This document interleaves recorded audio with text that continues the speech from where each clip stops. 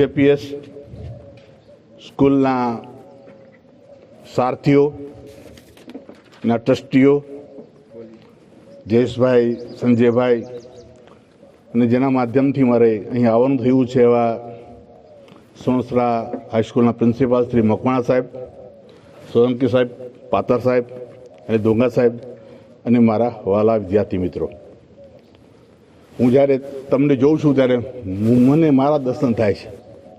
કારણ કે હું જ્યારે મારું ગામ મોટા વડાડા છે, તમે તો કદાચ સારા પેન્ટ તો પહેરો છો, હું તો તૂટેલી ચડી પહેરતો. ત્યારે એસએસસીમાં જ્યારે એક્ઝામ દેવા ગયેલો બરાબર યાદ આવે છે, ત્યારે મેં એક મારા મિત્રનું પેન્ટ ઉધાર લીધું પહેરેલું. પણ આજે જે સ્થિતિ હું પહોંચ્યો છું એમાં ઘણા સંઘર્ષો પછી આ સ્થિતિ પ્રાપ્ત થઈ છે. તમે પણ એ સ્થિતિએ પહોંચી શકો એવી પૂરેપૂરી ક્ષમતા છે. તો આપની 10મા અને 12મા ધોરણની પરીક્ષાઓ ખૂબ જ નજીક આવી રહી છે, ત્યારે આપ સૌ વિદ્યાર્થી મિત્રો સારા માર્ક્સ સાથે પાસ થાઓ એવી દિવ્ય ચેતનાને હું પ્રાર્થના કરું છું. 12મા ધોરણની અને 10મા ધોરણના કક્ષામાં તો આપ સારા માર્ક્સ મેળવો, પણ ત્યારબાદ જીવનની તમામ પરીક્ષાઓ, જે લગ્ન જીવન હોય, આર્થિક જીવન હોય, સામાજિક જીવન હોય, સાંસ્કૃતિક જીવન હોય, રાજકીય જીવન હોય, આધ્યાત્મિક જીવન હોય, એ તમામ ક્ષેત્રોમાં તમે સફળ થાઓ એવી શુભકામના પાઠવું છું. મિત્રો, આપણે સામુદાયિક જીવન જીવતા હોઈએ છીએ, પણ જ્યારે ગરીબીનો કાળ હોય ત્યારે ખબર પડે કે કોણ સગો છે, કોણ મિત્ર છે. અને 10મા અને 12મા ધોરણમાં 90% આવવાથી કે એન્જિનિયર બનવાથી કે ડોક્ટર બની જવાથી જીવન ધન્ય નથી બનતું. કારણ કે ખરેખર પરીક્ષા તો અત્યારે જે ટીચર છે એમની છે. એમના દીકરા અટાણે 20-25 વર્ષના હશે, તો 30 વર્ષના હશે, એમને સેટ કરવાના હશે, એમને લગ્ન કરાવવાના હશે. તો ખરેખર તમારી પરીક્ષા કરતા તમારા ટીચરની પરીક્ષા સૌથી વધારે અત્યારે હું પાસ થઈ રહ્યો છું, એ પણ પાસ થઈ રહ્યા છે. અને તમારે પણ એ ફેજમાં થવાનું છે. આજે થોડી મારો જ વિષય છે કે ચાલો પરીક્ષાના ભયને ભગાડીએ. આ પુસ્તકની બીજી આવૃત્તિ છે અને વર્તમાન મુખ્યમંત્રી શ્રી ભૂપેન્દ્રભાઈ પટેલ સાહેબ આ પુસ્તક વિશે શુભેચ્છા પાઠવી છે. આનંદબેન પટેલ જ્યારે મુખ્યમંત્રી હતા ત્યારે પણ આ પુસ્તકની શુભેચ્છા પાઠવી છે.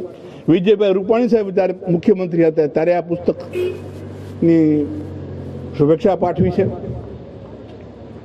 તો પરીક્ષા, જેને તમે કહો છો પરીક્ષા એટલે શું, પરીક્ષા વિશે તમારો સંપૂર્ણ ખ્યાલ કઈ રીતનો છે મને ખબર નથી. પણ કેટલા એવા વિદ્યાર્થીઓ છે કે એને ભરપૂર પ્રયત્ન કર્યો હોય. આ ટીચરોને પણ લાગુ પડે છે, મને પણ લાગુ પડે છે કે આપણે ઘણી તૈયારી કરી હોય પણ પરીક્ષા દરમિયાન યાદ ન આવે. પણ જેવી પરીક્ષા પૂરી થઈ જાય, પરીક્ષાના ખંડમાંથી આપણે બહાર નીકળીએ અને તરત જ યાદ આવે, યાર મને તો યાદ હતું.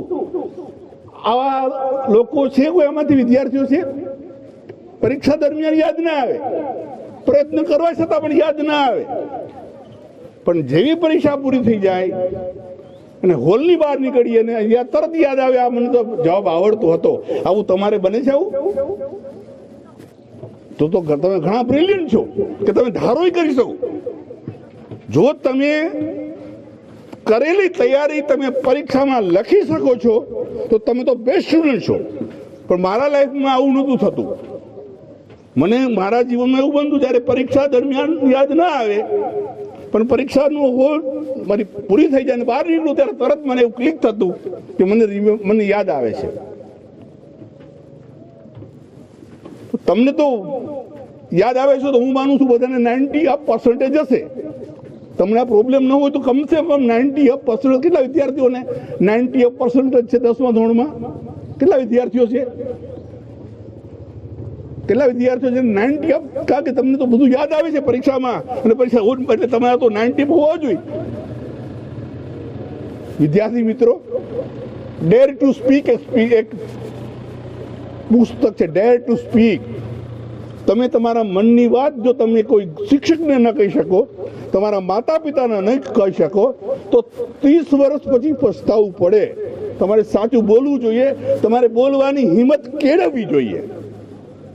તમને ચોક્કસ મારો જવાબ આવડે છે, પણ તમારે બોલવાની હિંમત નથી. હું તમને 100% કહું છું, ઘણા લોકોને બોલવું છે પણ ડેર ટુ સ્પીક બોલવાની હિંમત નથી. પણ ખરેખર જ્યારે પરીક્ષા જેમ નજીક આવે ને, જેમ નજીક આવે તેમ ઊંઘ ઓછી થાય વિદ્યાર્થીઓની.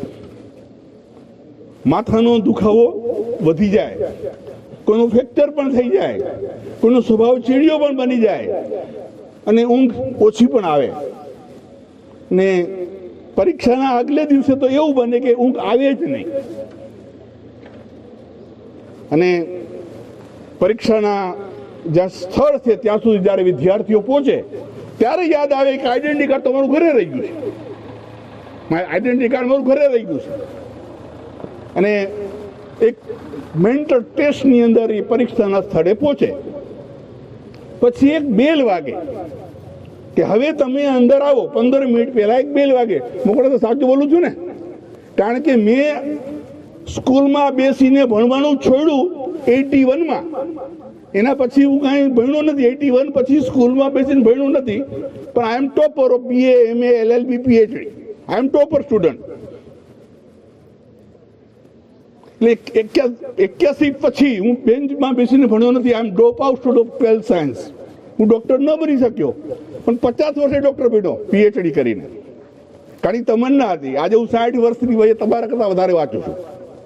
એટલે તમે 10 કલાક નહીં વાંચતા હો, હું મારી 8 કલાકની નોકરી પછી 10 કલાક વાંચું છું. કારણ કે મારી નવી ઈંગ તો હવે શરૂ થવાની છે, 60 વર્ષ પૂરા થાય ત્યારે.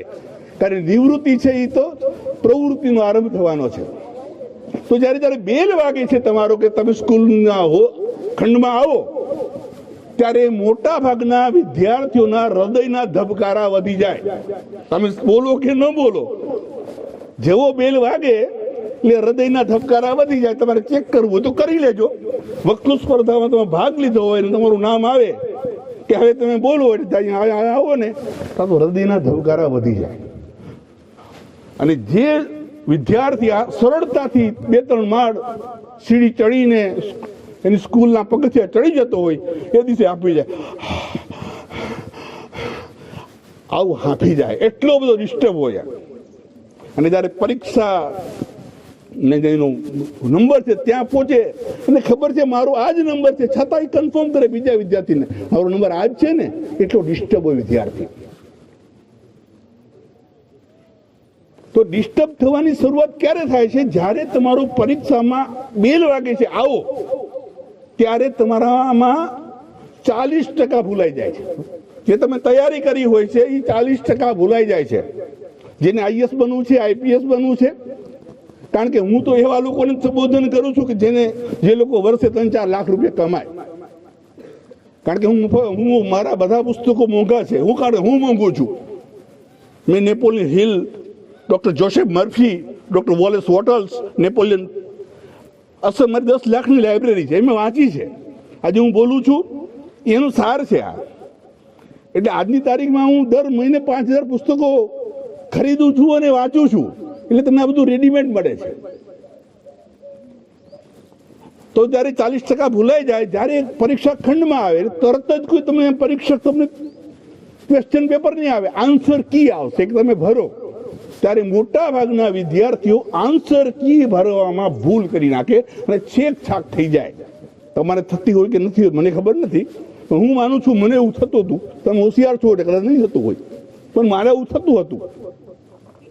એટલે આન્સર કીમાં છેકછાક થાય અને જ્યારે એ પેપર પરીક્ષકના હાથમાં આવે, મકવાણા સાહેબ જેવા કે ડોંગા સાહેબ જેવા, એટલે ખબર પડે કે આ છોકરાનો આત્મવિશ્વાસ ઘણો ઓછો છે. એને તરત જ પ્રિન્સિપાલને, શિક્ષકોમાં ખ્યાલ હોય એમને કે વિદ્યાર્થીઓ કેવો હોશિયાર છે. એ તમારું આન્સર કી ખાલી એનું પેલું નામ ને સીટ નંબર ને બેઠક નંબર ને સેન્ટર લખે ને ત્યારથી ખબર પડી જાય કે આ 40 માર્કનો વિદ્યાર્થી છે કે 80 માર્કનો. જેવું તમારું આન્સર કી, તો આન્સર કી પરફેક્ટ ભરો. એના પછી તરત જ ક્વેશ્ચન પેપર હાથમાં નથી આવતું, થોડો વાર લાગે છે, ત્યારે ભૂલવાની પ્રક્રિયામાં 10% પાછો વધારો થઈ જાય, પછી પેપર તમારા હાથમાં આવે અને વિદ્યાર્થીઓ પેપરમાં જોવે એક પ્રશ્ન, બે પ્રશ્ન, અને મોટા ભાગના વિદ્યાર્થીઓ એવું અહેસાસ કરે પેપર અઘરું છે. પણ મિત્રો, પેપર અઘરું હોતું નથી, પરંતુ જે બેલ વાગે છે એના કારણે ભૂલવાની પ્રક્રિયા વધે છે. બીજું તમારો મેન્ટલ સ્ટ્રેસ છે, તમે આત્મવિશ્વાસ સાથે તમારા ખંડ સુધી પહોંચતા નથી, એના કારણે 10% બીજું વધે છે. એના કારણે જ્યારે તમે ક્વેશ્ચન હાથમાં આવે છે ત્યારે પહેલો તમારું રિએક્શન એવું આવે પેપર અઘરું છે. પણ જો તમારે 10મા અને 12મા ધોરણમાં 90 માર્ક્સ લેવા હોય અને 25-30 વર્ષ પછી 30-50 લાખની ગાડીમાં ફરવું હોય તો આજથી નક્કી કરો કે હું જેટલી કલાક ઊંઘું છું એટલી કલાક હું ભણીશ. અને જો આ તમે નહીં કરી શકો તો 30 વર્ષ પછી 12 કલાકની નોકરીમાં 12,000 રૂપિયા પણ નહીં મળે. 12 કલાકની નોકરીમાં 12,000 રૂપિયા નહીં મળે. આજે કેટલા એવા વાલીઓ દીકરાઓ છે જેના પિતા કમસે કમ 2 લાખ રૂપિયા કમાય છે? કેટલા વિદ્યાર્થીઓ છે જેમના પિતાજી 1 થી 2 લાખ રૂપિયા કમાય છે? જેમાંથી કોઈ?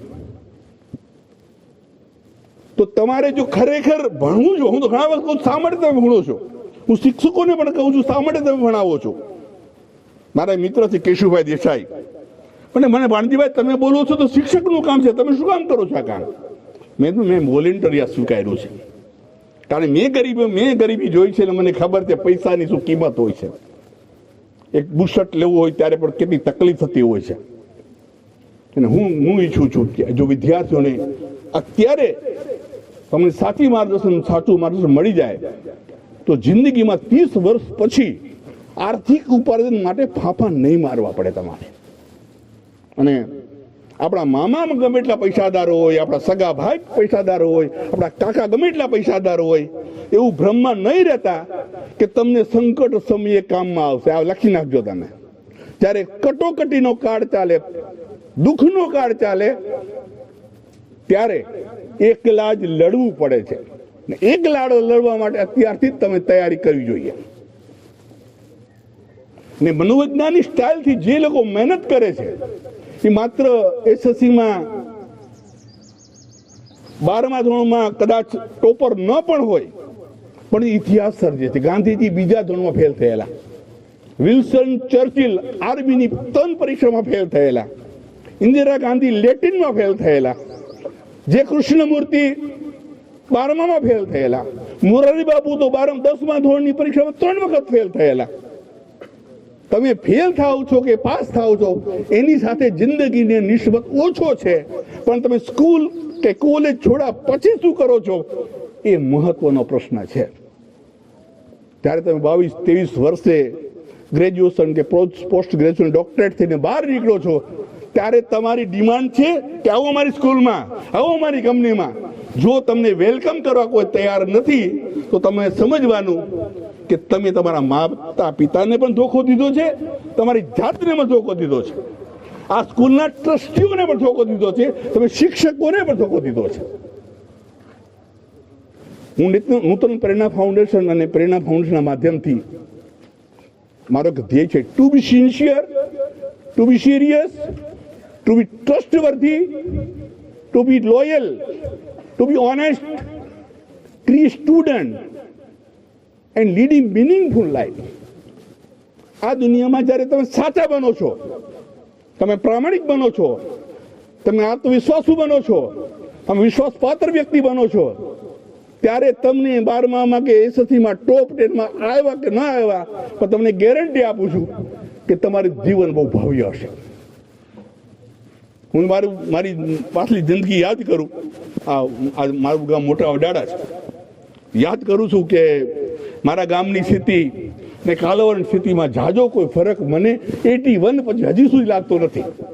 આવી સ્કૂલો બની, પણ માત્ર સ્કૂલો બનવાથી એમાં વધ્યા આઈએસ બને, આઈપીએસ બને, કરોડપતિ બને એવા જવલે જ ઉદાહરણો બને છે. પણ ખરેખર ઓછું ભણેલા લોકો પણ કોઠાસૂદ ધરાવતા વિદ્યાર્થીઓ ધારે તે કરી શકે છે. સચિન તેંડુલકરનું નામ તમે સાંભળ્યું છે ને? શું જાણો છો સચિન તેંડુલકર વિશે? સચિન તેંડુલકરે 12 વર્ષની વયે એક પ્રતિજ્ઞા લીધેલી કે મારે ક્રિકેટના કિંગ બનવું છે અને હું 6 વાગ્યા પહેલા ઉઠી જઈશ અને રાતે 10 વાગ્યા પછી સૂઈ જઈશ. કોઈ પણ લેટ નાઇટની અંદર પાર્ટી નહીં કરું. આજે પણ સચિન તેંડુલકર એ પરંપરાને, એ પ્રતિજ્ઞાને વળગી રહે છે. જો તમારી પાસે આ પ્રતિજ્ઞા છે તો તમે પણ ઇતિહાસ સર્જી શકો. અનિલ ગુરવનું નામ તમે સાંભળ્યું છે? અનિલ ગુરવ, વિનોદ કાંબલી. અનિલ ગુરવ સૌથી બેસ્ટ બેટ્સમેન હતા સચિન તેંડુલકર અને વિનોદ કાંબલી કરતા પણ.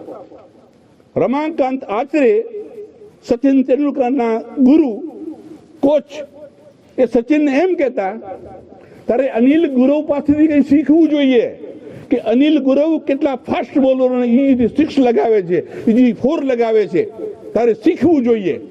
જે વ્યક્તિ આચરેકર જે સચિનને કહેતા હોય કે તારે આમ કરવું જોઈએ, તારે આમ કરવું જોઈએ, તો એ અનિલ ગુરવ કેટલો શ્રેષ્ઠ બેટ્સમેન હશે. પણ તમને કે મને ખબર નથી. શા માટે ખબર નથી? એમની પાસે હોશિયારી હતી પણ એની પાસે સંસ્કારની કમી હતી, એમાં શિસ્તની કમી હતી, એમાં સંસ્કારની કમી હતી અને એમાં આદતની કમી હતી. એના કારણે ઇતિહાસ ન સદી શક્યા. આજે તમારે નક્કી કરવાનું છે કે 2040માં મારી પાસે શું હશે. હું એ લોકોને આંધળા કહું છું જેને આંખ નથી, એને આંધળા ન કહેવાય. પેરાડાઇઝ લોસ્ટ લખ્યું જ્હોન મિલ્ટન આંધળા હતા, પંડિત સુખલાલજી આંધળા હતા. હું તો એમ કહું છું કે આજે 2024 છે ને 2040 સુધી તમને નથી દેખાતું તો તમે પણ આંધળા કહેવાનું, હું પણ આંધળો કહેવાઉં. પેલા મકાન બને કે નકશો આવે? નકશો આવે. તમારો નકશો છે? નકશો છે તમારો કે 2025માં આમ કરીશ, 2026માં આમ કરીશ, 2027માં આમ કરીશ? હું જયારે 81માં હતો કે મારું એક સપનું હતું કે હું 2024માં રિટાયર થઈશ, મારો એક બંગલો હશે, મારી પાસે કાર હશે, મને લોકો પ્રતિજ બનાવતા હશે. પણ હું સાચું હોવાને કારણે છેલ્લા 25 વર્ષથી કારમાં જ ફરું છું. હું મફત ક્યાંય બોલતો નથી. આ તો મારું કાલાવડ મારું કહેવાય એટલે આવ્યો છું. આ મારું કાલાવડ છે એટલે હું આવ્યો છું. મારી માતૃભૂમિનું ઋણ ચૂકવવા આવ્યો છું. નકર મારી પાસે સમય જ નથી અત્યારે. કારણ કે તમારે 10 કલાક વાંચી નથી શકતા, તો મારે તો હું મેરિટ લાઈફ જીવું છું, તો મારી પાસે સમય ક્યાંથી હોય? પણ મકવાણા સાહેબે સામેથી કીધું કે મારે જવું છે કાલાવડ, મારે કાલાવડ જવું જોઈએ. કારણ કે આ જ કાલાવડમાં હું તૂટેલી ચડી પહેરીને ફર્યો છું.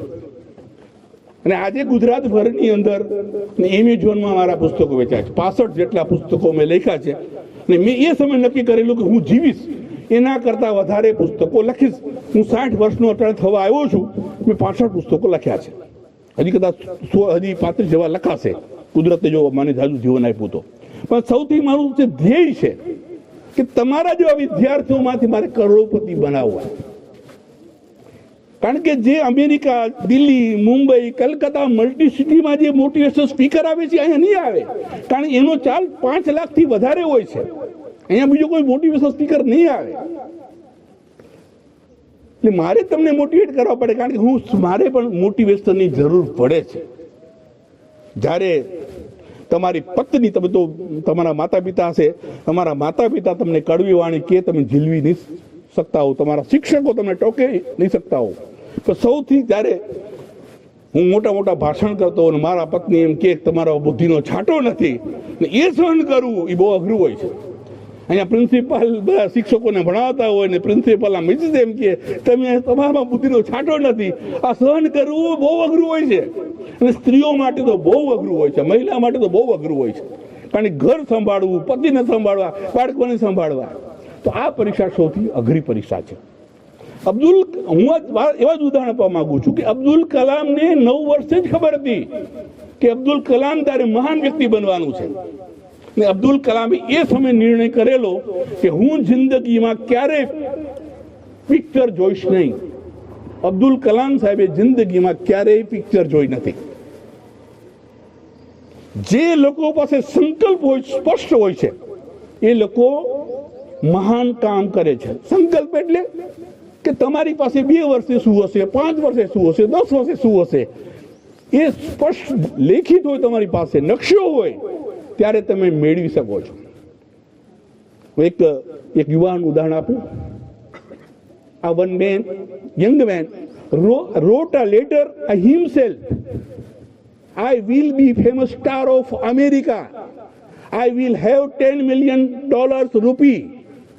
For this, I perform my acting front of camera, and I will have achieved my goal before 1980.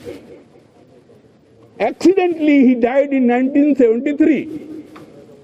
But surprising thing is that the young man decided goal for 10 years. He has achieved only 3 years. આ યુવાનનું નામ છે Bruce લી. Bruce લીએ 1970માં 9 જાન્યુઆરીના રોજ એક પત્ર લખ્યો કેને, પોતાને. ને એ પત્ર આજે અમેરિકાની ગેલેરીમાં સમાવિષ્ટ છે. તમે પણ સર્ચ કરીને જોઈ શકો છો. લેટર ઓફ બ્રુસ લી ટુ બ્રુસ લી સર્ચ કરશું તો લેટર આવશે. એ બ્રુસ લીએ પત્ર લખ્યો 1970માં 9 જાન્યુઆરીના રોજ કે 1980માં હું અમેરિકાનો પ્રખ્યાત સ્ટાર બનીશ અને મારી પાસે $10 મિલિયન સંપત્તિ હશે. $1 મિલિયન એટલે કેટલા થાય? ગણિતના શું? $1 મિલિયન એટલે $10 મિલિયન સંપત્તિ એટલે કરોડોમાં થાય. અને એમને 10 વર્ષ માટે પ્લાનિંગ કર્યું કે 10 વર્ષ માટે કમાવા છે, પણ 1973માં તેનું અવસાન થયું. પણ આશ્ચર્યની વાત એ છે કે જે વ્યક્તિએ 10 વર્ષ માટે $10 મિલિયન કમાવાના સપના જોયા હતા એ 1973માં એમને કમ્પ્લીટ કરી નાખ્યા હતા. એને આપણે બ્રુસ લી તરીકે ઓળખીએ છીએ. અને 3 વર્ષમાં બ્રુસ લીએ લગભગ 20 કલાક એમને કામ કર્યું. A.R. રહેમાન 16 વર્ષે એમની માતા પિતાની છત્રછાયા ગુમાવી અને 22-23 વર્ષે તો આખા ભારતભરમાં એ લોકપ્રિય થઈ ગયા. તમે આમિર ખાનની હિસ્ટ્રી લઈ લો, તમે શાહરૂખ ખાનની હિસ્ટ્રી લઈ લો, અમિતાભ બચ્ચનની હિસ્ટ્રી લઈ લો. અમિતાભ બચ્ચનને એ રીતે રિજેક્ટ કરવામાં આવ્યા હતા કે આવો લાંબો માણસ, આવો ઘોઘરો અવાજ વાળો માણસ ન ચાલે. રાજકોટના આકાશવાણી કેન્દ્રમાં જ એમને કહેવામાં આવ્યું કે તમને નોકરી નહીં મળે. આજે એ જ અમિતાભ બચ્ચનનો અવાજ અને એ જ અમિતાભ બચ્ચનની હાઈટ આજે એની ઓળખાણ બની ગઈ છે. આજે તમારે એ નક્કી કરવાનું છે કે મારે કંઈક કરી બતાવવું છે. અને હું એમ કહું છું કે જો તમારે આજે અમને એવું વિચાર નથી આવતું કે મારે કંઈક કરી નથી બતાવવું, તો તમારા માતા પિતાને કહેજો કે મને કામે લગાડી દો, મારે નથી ભણવું. જો ભણવું હોય તો ભણવા માટે જ ભણો, ભણવા ખાતર નહીં, ભણવા માટે જ ભણો. અને જેવી તમે ધારણા કરો છો એવું તમે મેળવો છો. 1989માં રાજકોટની એક દીકરી, 1988માં એક છોકરો બોર્ડમાં ફર્સ્ટ આવેલો, અને આ દીકરીએ એક પેપરનું કટિંગ કાપ્યું ને પેલા રીડિંગ રૂમમાં રાખી દીધું ને એ છોકરાના ફોટાની જગ્યાએ પોતાનો ફોટો રાખ્યો.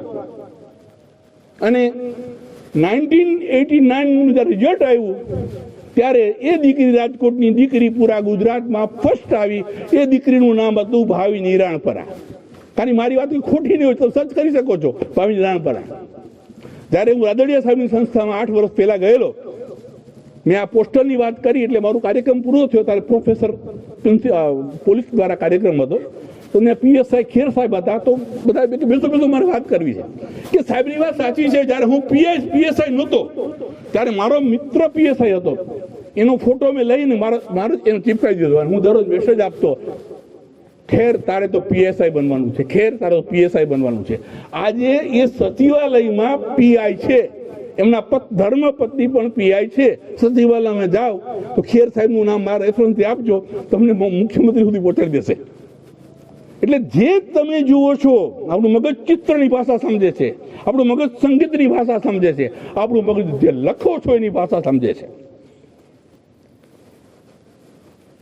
આજે લેરી પેજ નામ કોઈ સાંભળ્યું છે આમાંથી? લેરી પેજ, સેરિબ્રિન નામ સાંભળ્યું છે કોઈ આમાંથી? ગૂગલનું નામ સાંભળ્યું છે? Who is the CEO of Google? Larry page અને સેરેબ્રીન એના પાયોનિયર છે, જે તમે ગૂગલ વાપરો છો, તમે ડેલી યુઝ કરો છો. એમનો જન્મ 1973 થયેલો અને એ 1998 ની અંદર તો કરોડોનો કમાવા માંડ્યા હતા. આજે હમણાં જ મેં સર્ચ કર્યું હતું, ગાડીમાં આવતો હતો કારમાં, 10 richest person of the world, એમાં લેરી પેજ અને સેરેબ્રીનનું સ્થાન હજી પણ છે. એ વ્યક્તિ લેરી પેજ 73 જન્મવામાં, ઘણા લોકો 73 જન્મેલા હશે, પણ એમને જિંદગીની એક પણ ક્ષણ ગુમાવી નહોતી, એટલે બધા કરોડપતિ બન્યા.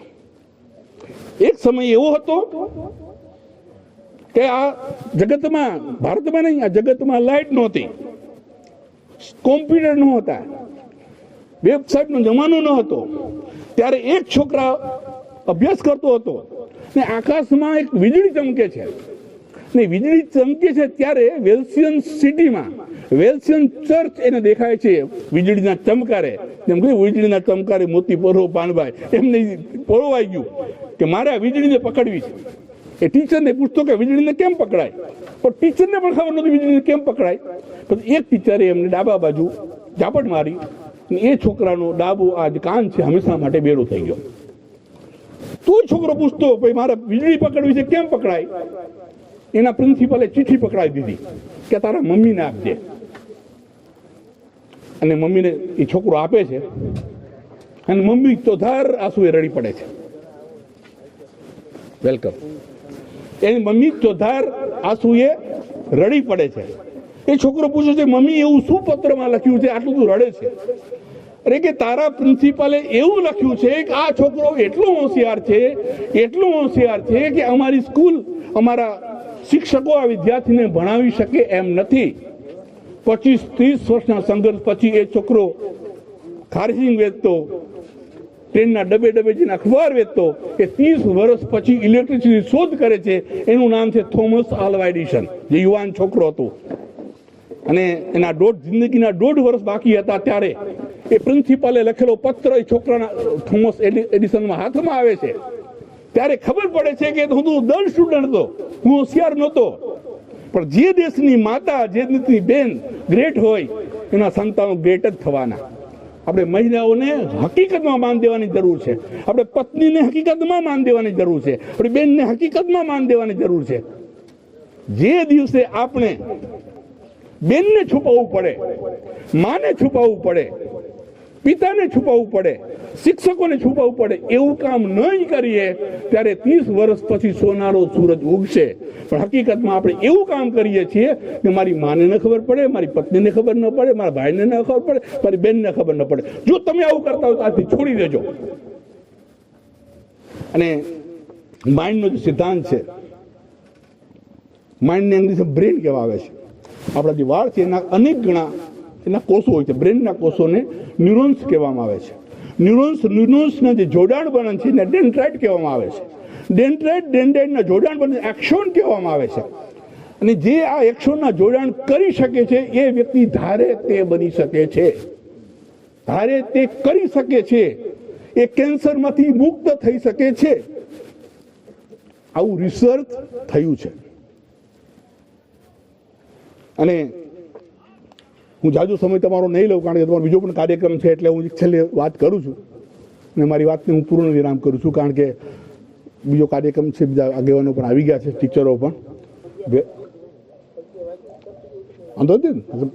કારણ કે હું તમને બોરિંગ થાય એવું મને મજા ના આવે, કારણ કે હું સામેથી આવ્યો છું અને તમારું કોઈ શેડ્યુલ ખોરવાય મને ન ગમે.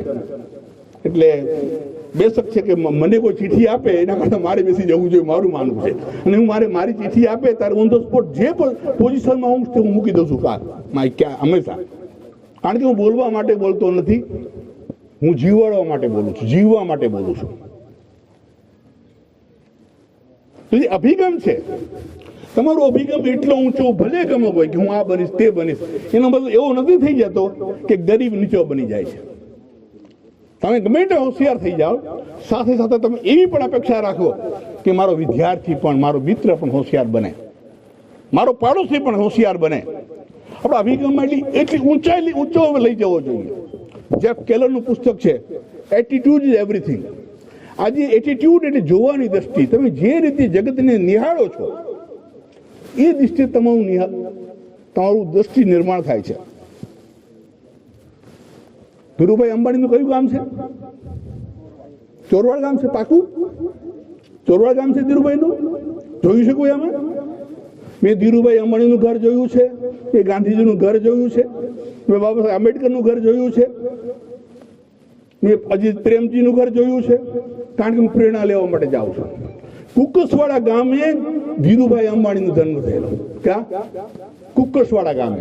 જે જગ્યાએ જન્મ થયો એ 6x6 રૂમ અંદર પણ ગયો કે અહીંયા મહાન સમ્રાટ બિદરેશ સમ્રાટનો જન્મ થયો.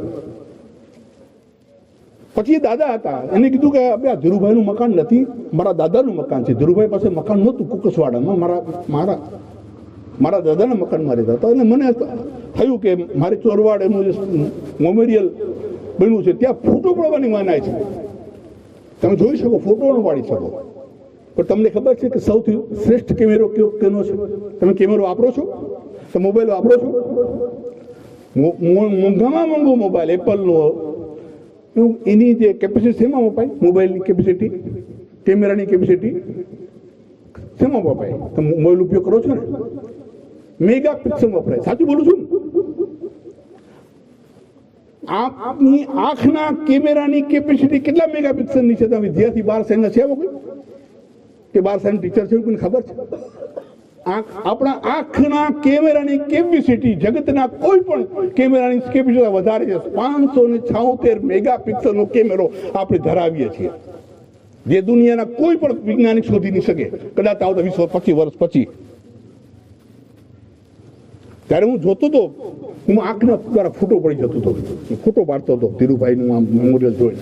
મારે એ શોધ કરવી હતી કે ધીરુભાઈ મહાન કેમ બન્યા. અને પછી મેં 1-1.5 કલાક લેસન કર્યું વિદ્યાર્થીની જેમ. અને પછી એ ફોટો લખતો ગયો ત્યારે ખબર પડી કે ઉત્તરાયણનો દિવસ હતો. એના મમ્મી છત ઉપર પતંગ ચગાવવામાં ધીરુભાઈને મદદ કરતા હતા. એ દરમિયાન પ્લેન નીકળે છે. પ્લેન તો દરરોજ નીકળતું હશે, પણ ધીરુભાઈ નજર થઈ છે આકાશમાંથી. એટલે ધીરુભાઈને એ પ્લેન દેખાય છે. અને એને મમ્મીને કહે છે, મમ્મી મારે એક વખત પ્લેનમાં બેસવું છે. એના મમ્મી એમ કહે છે કે બેટા તું એક, મારા તો આશીર્વાદ છે, તું એક દિવસ નહીં, તું દરરોજ પ્લેનમાં બેસશે, પણ આ ચિત્ર ક્યારે ભૂલતો નહીં. અને ધીરુભાઈ એ ચિત્રને કારણે, માતાના આશીર્વાદને કારણે મહાન બન્યા. મારા એક મિત્ર છે કેપ્ટન ડોક્ટર એડી માણક, એના પોતાના 3 હેલિકોપ્ટર છે. એના હેલિકોપ્ટરમાં આખું મુંબઈ ફરેલો છું. મેં ધીરુભાઈ અંબાણીનું ઘર તો ન કહેવાય, ગામ કહેવાય મુંબઈમાં. ધીરુભાઈનું ઘર ન કહેવાય. એ મેં 30 ફૂટના અંતરેથી ઉપરથી જોયું છે. એમના 2 પાયલટ છે, મારા મિત્રના પાસે ભણેલા છે, ડોક્ટર કેપ્ટન માણેકના. કેપ્ટન માણેક સુરત બાજુમાં માણેકપુર ગામ છે, એમાં મજૂરી કરતા હતા. અને થાકી જાય ને એટલે બપોરના સમયે લાંબા થયા, એમાં પ્લેન નીકળ્યું. અને એનો વિચાર આવ્યો મારે પ્લેનના પાયલટ બનવું છે. અને વ્યક્તિ પ્લેનના પાયલટ તો બને છે મિત્રો એ ગરીબીમાંથી, પણ 6000 પાયલટ બનાવે છે. અને એને પોતાના 3, જો તમે બધા મને સહયોગ આપશો તો એને કેપ્ટન માણેકને પણ અહીંયા બોલાવશું આપણે. કારણ હું સામાન્ય માણસ નથી, મારી ઓળખાણ એવા બિઝનેસમેન સાથે છે, એવા ડોક્ટરો સાથે છે. મેડિકલ કેમ્પ કરવા હોય તો પણ થઈ શકે એમ છે. તો આપણે તમે જે વસ્તુ પસંદ આવી જાય એનો ફોટો પાડી દો, ભલે બીજાનો હોય. હું તો એમ કહું છું, કાર ગમી જાય, કોઈની કારનો ફોટો પાડી લો, ઈર્ષા ન કરો. જે તમારી આંખ ધ્યાનથી તમે જુઓ, તમને પસંદ આવી જાય છે, તમને હું ગેરંટી આપું છું, તમે જે ધ્યાનથી વારંવાર જુઓ છો, વારંવાર વાંચો છો, વારંવાર લખો છો, એ વસ્તુ જિંદગીમાં પામો છો. મારી પાસે જ્યારે વાસણ રાખવા પણ આપણે કાંધી કહેવાય ને, ગામડામાં કહીએ કાંધી, અત્યારે બીજું નામ આપે છે, તો ત્યાં વાસણ લટકેલા રહ્યા. ત્યારે મારા ઘરમાં એક કારનો ફોટો હતો. એટલે મારા મિસિસ કે ભાઈ આપણે ઘરને હાલવાના ફાફા છે, આપણે કાર ક્યારે લેશું એમ. અને મારા મિસિસ મને ભણાવવા માટે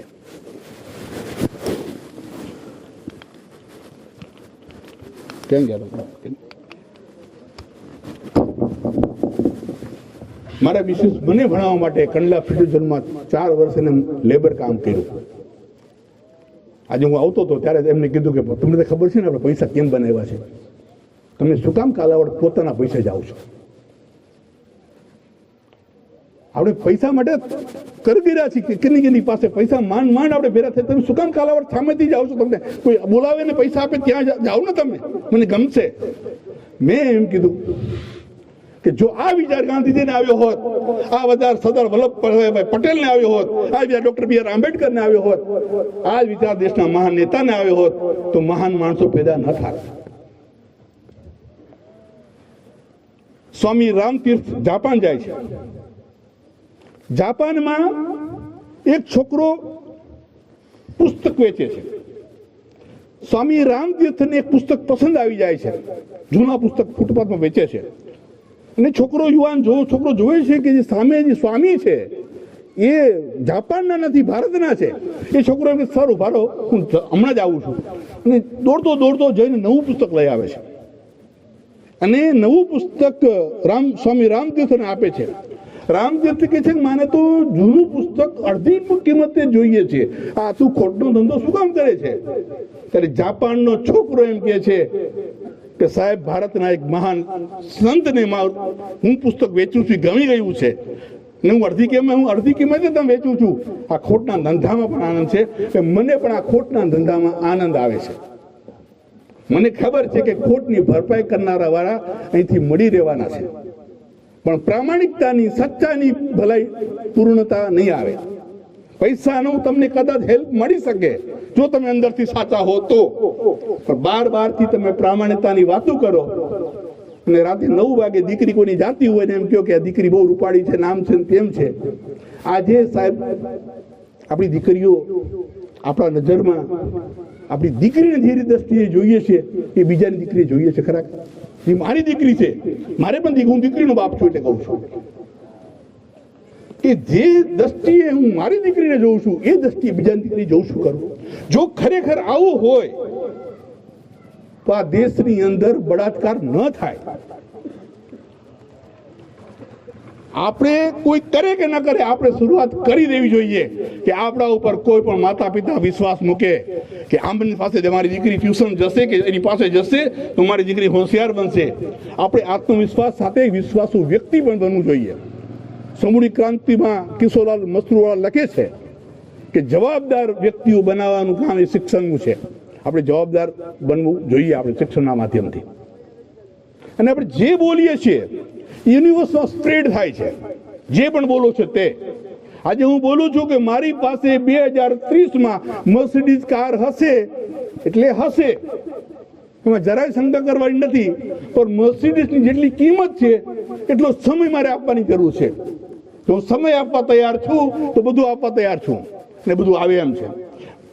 મેં નોકરી મળ્યા પછી મેં 24 વર્ષ સુધી 60 કિલોમીટર સાયકલ ચલાવી મેં, અને છેલ્લા 25 વર્ષમાં હું આમાં મુસાફરી નથી કરતો, એસટીમાં બાય કાર જ આવું છું.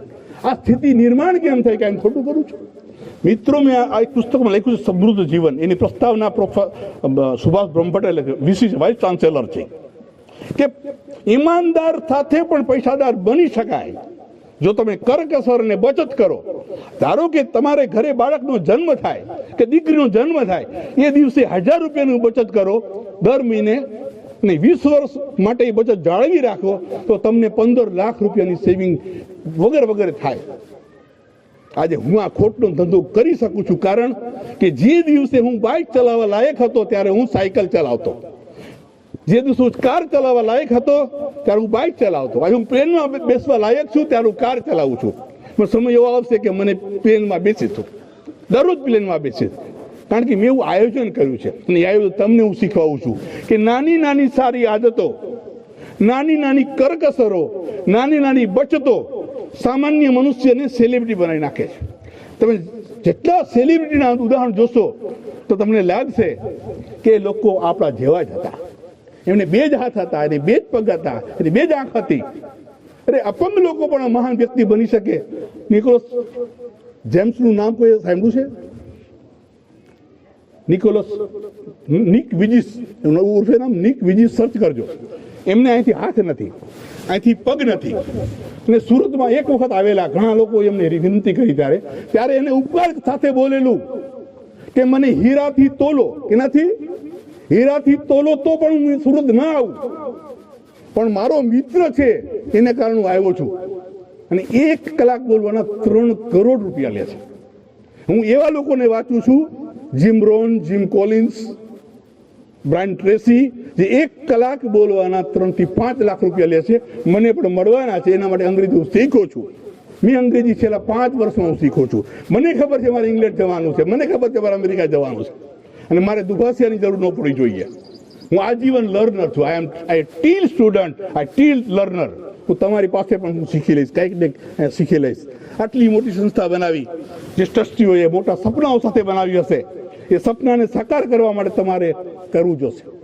ને એ તમારે એ આ સંસ્થામાં તમે ભણ્યા છો, એ સંસ્થામાં તમે કંઈક બનીને આવો, કોટ પહેરીને આવો, ત્યારે આનંદ થશે. એ ટ્રસ્ટીઓને, દોંગા સાહેબને, મકવાણા સાહેબને આનંદ આવશે, પાતા સાહેબને આનંદ આવશે કે આવા વ્યક્તિઓ આપણે પેદા કરી શક્યા.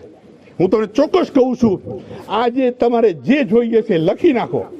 આજે જે જોઈએ છે લખી નાખો, અને દરરોજ તમે લખો કે મારે કાર જોઈએ છે ક્યારે, મારે મકાન બનાવવું છે ક્યારે. આ લખી નાખો ને દરરોજ તમે સવારે લખો. બ્રાયન ટ્રેસીનું પુસ્તક ગોલ છે, તમારે વાંચવું જોઈએ. મારા પુસ્તકો તમે ખરીદશો, હું આગ્રહ નથી રાખતો કે મારા પુસ્તકો જ ખરીદો. મારા પુસ્તકો ખરીદો એટલે બીજા પુસ્તકો ખરીદવા નહીં જરૂર પડે, કારણ કે હું ઇન્ટરનેશનલ રીડર છું. હું આંતરરાષ્ટ્રીય કક્ષાના પુસ્તકો વાંચું છું, અને આંતરરાષ્ટ્રીય કક્ષાના પુસ્તકો અંગ્રેજીમાં વાંચું છું, અનુવાદ થયેલા નહીં. અને હું ગામડાનો માણસ છું, પણ હું શીખું છું. મારા પત્ની જસાપરના છે, એમણે ગુજરાત સરકારે એવોર્ડ આપ્યો છે, મને ગુજરાત સરકારે એવોર્ડ આવ્યો છે. મને એવોર્ડ માટે ભૂપેન્દ્ર પટેલ સાહેબ ભલામણ કરેલી છે. વિચાર કરો, એક ગામડાનો માણસ જ્યારે તમે સતત 25-30 વર્ષ સુધી પ્રવૃત્તિ કરો, તે વાત ત્યાં પહોંચે છે. તમારે જવાની જરૂર નથી, ત્યાં વાત પહોંચે છે કે આ વ્યક્તિ ડિઝર્વ છે. અને આ વર્ષે મારું પદ્મશ્રી સુધી નામ પહોંચ્યું, પણ હું સરકારી એમ્પ્લોય હતો, અટકી ગયો, પદ્મશ્રી મળવાનો હતો મને. અને એ મારા વેલ વિસરને મિત્રોને કારણે. આ ધીરજ પાસા સાહેબને ખબર છે, પ્રવીણ મુછડિયા, જયંતિભાઈ દેંગડા, અનેક યુવાનો હતા. એમને કીધેલું કે અંગ્રેજી પાવરફુલ બનાવો. ધીરજ પાસા સાહેબ વૈજ્ઞાનિક છે, પાસા સાહેબને કીધું અંગ્રેજી પાવરફુલ બનાવો. પ્રવીણ મુછડિયા હવે માજી ધારાસભ્ય કહેવાય, એ બોલકા બહુ છે. જો એમને એમ અંગ્રેજી સાથે કરેલું હોત, અને એ સમયે હું નેટની પરીક્ષા પાસ કરું છું. હું નેટ હમણાં ગઈ 2-3 દિવસથી એક નેટ અને સ્લેટનું પરિણામ આવ્યું છે. દરેક યુવાનો વિદ્યાર્થીઓના ફોટા આવે છે. મેં એ 27 વર્ષ પહેલાં પાસ કરી છે પરીક્ષા, પ્રોફેસર બનવા માટેની. અને બોડેલીમાં લેક્ચરર હતો, પણ મેં સ્વીકાર્યું નહીં, કારણ કે હું આર્મી મૂકવા નથી માંગતો. એટલા માટે કે આર્મીનું સ્પિરિટ મારામાં જ્યાં સુધી હશે ત્યાં હું કામ કરતો રહીશ. હું પ્રોફેસર બનીશ તો મારો પગાર 2 થી 3 લાખ બનવાનો છે. મને ખબર છે 2-3 લાખ રૂપિયા આવશે તો હું મારું પ્રોફેસરશીપ કરીશ, બીજું કાંઈ વિદ્યાર્થીઓનું મોટિવેશનનું કામ નહીં કરું. હું આરામપૂર્વક જીવન જીવીશ. જે આપણે બોલીએ છીએ, બેટી સાઇન કરીને એક પુસ્તક છે, માઇન્ડ ટુ માઇન્ડ, બેટી સાઇન લખેલું છે. એક ઇન્ટરનેશનલ કાઉન્સિલર છે, અને એક સ્ત્રીના બંને પગ છે સુકાઈ જાય છે, અને એ બેટી સાઇન પાસે જાય છે, અને બેટી સાઇનને કહે છે કે તમે બહુ મોટા હીલર છો, તમે મારા પગ સાજા કરી દો. તો એને 3 પ્રશ્ન પૂછે છે. તમે મેરિડ છો? તો સ્ત્રી બોલે છે કે હા હું મેરિડ છું. કે સાથે રહ્યો છો કે એકલા રહ્યો છો? તો એકલા રહું છું. પછી ત્રીજો પ્રશ્ન પૂછે છે કે જો તમારા પતિ ક્યાંય તમને મળી જાય તમે શું કરો? તો એના ટાટિયા ભાંગી નાખવું. એને શું કીધું બેને?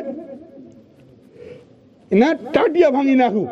તો ઓલો ભેંસ કોઈ દી દગો કરે હાથમાં ક્યારેય ના આવે. આ હોશિયાર હોય, આવા માણસો બહુ હોશિયાર હોય, અનૈતિક માણસો બહુ ચાલાક અને હોશિયાર હોય, ચતુર હોય, વાચાળ હોય, એ હાથમાં ના આવે. તો બેન એ વાણી એના પગમાં લાગી, અને બેટી સાઈને એને કીધું એને ક્ષમા આપી દો, એને માફ કરી દો. અને બેટી સાઈને એ સ્ત્રીના પગ સરખા કરી દેતા. આપણે જે પણ બોલીએ છીએ એ આ જગતમાં ફર્યા કરે છે, અને જગતમાં આપણે પાછું મળે છે. આજે આપણે કોઈને 5 રૂપિયા આપીએ છીએ, પ્રેમથી આપીએ છીએ, એનું આપણે અપેક્ષા નહીં રાખવાની, પણ એ રૂપિયા પરત આવવાના છે, એ પરત આવવાના છે. અને ડોંગા સાહેબને કહું છું કે આ કાલાવડ મારું છે, મારી બુદ્ધિનો તમે ઉપયોગ કરતા હો તો મને બહુ આનંદ આવશે. આ મારું કાલાવડ છે. કાલાવડના લોકો મને માને કે ન માને, પણ મારું આ કાલાવડ છે. મારું મોટા મારું ગામ છે ને મારું કાલાવડ છે. અને કાલાવડની અંદર એક અદ્યતન ટ્રેનિંગ સેન્ટર બને, અદ્યતન મેડિકલ સેન્ટર બને, જ્યાં આપણે કેમ્પ કરી શકીએ. જે મુંબઈ કે અમેરિકા જવું પડે એવા તબીબો આપણે અહીંયા બોલાવી શકીએ, એવું ટ્રેનિંગ સેન્ટર આપણે શરૂ કરીએ. આપણા છોકરો આઈએસ ને આઈપીએસ બની શકે એવું ટ્રેનિંગ શરૂ કરીએ આપણે, તો આ બની શકે એવું કામ આ કાલાવડમાં થઈ શકે. જો કાલાવડમાં જીએફપીએસ બની શકે તો બીજું ઘણું બની શકે. કે કાલાવડમાં પૈસાદારોની કમી નથી, ધનિકોની કમી નથી, પણ આપણા કોર્ડિનેશનની કમી છે.